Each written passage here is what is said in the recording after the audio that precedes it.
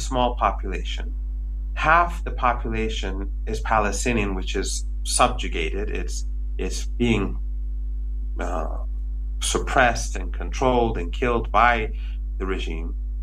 And especially since the people in the surrounding countries are very hostile to the regime. Even if the regime is weakened, if people see the regime as being weak, then that will encourage them to rise up and to resist against the regime. So I don't see reason why I can justify, let's say, in the eyes of Netanyahu, escalation, care about human rights. It doesn't care about women's rights. It doesn't care about freedom of speech. We see how people a child waving a Palestinian flag is arrested. This is what they've been doing for centuries. This is how empire has always justified itself.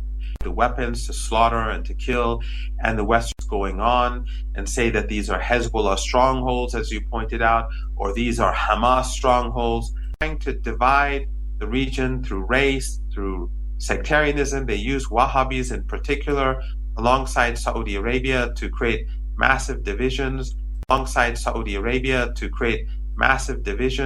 During the Syrian dirty war, they were particularly effective in using sectarianism. These oil-rich dictatorships were doing it.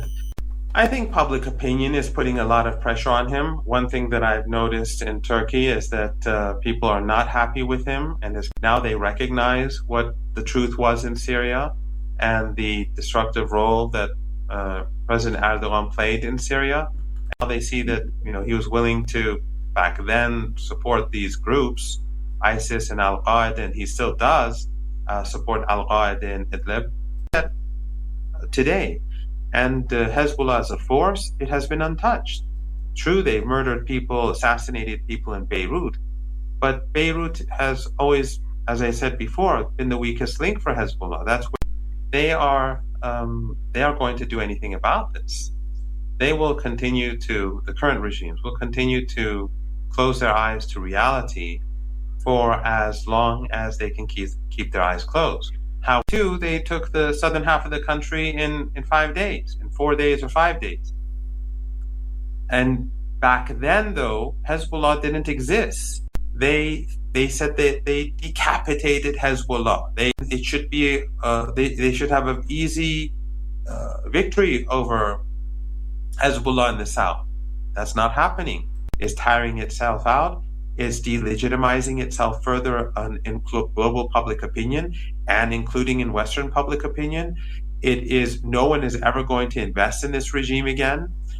And people across the region will be emboldened because they're seeing how vulnerable the regime is, contrary to the image that it created for itself in the past